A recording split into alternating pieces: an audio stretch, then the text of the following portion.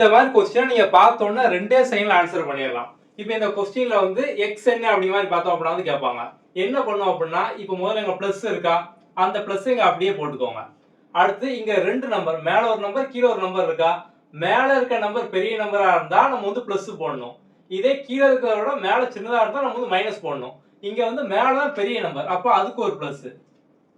இப்போ அந்த ரெண்டு எப்போ நம்ம வந்து கூட்டிக்கணும். சோ எப்பவுமே இந்த ரெண்டு நம்ம வந்து ஆட் தான் வந்து பண்ணணும். சோ கூட்டணும் அப்படின்னா 25. ஓகே, நமக்கு தெரியும் பிளஸ் இன்டு பிளஸ் ஆனா பிளஸ் வரும். இப்போ பிளஸ் இன்டு பிளஸ்னா பிளஸ், மைனஸ் இன்டு மைனஸ்னாலும் பிளஸ். இதே பிளஸ் இன்டு மைனஸோ இல்ல மைனஸ் இன்டு பிளஸோ வந்து அப்படின்னா மைனஸ், அப்படிதானா? இங்க பிளஸ் இன்டு பிளஸ், அப்போ பிளஸ் 25 தான் ஆன்சர். அவ்வளவுதான், சிம்பிள்.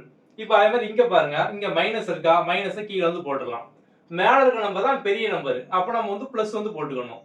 இப்போ இந்த ரெண்டையும் கூட்டணும், எப்போதுமே கூட்டணும் அப்படின்னா 25. இப்போ மைனஸ் இன்டு பிளஸ் அப்படிங்கிறது என்னது? மைனஸ் தான். அப்போ மைனஸ் 25 அதோட ஆன்சர்.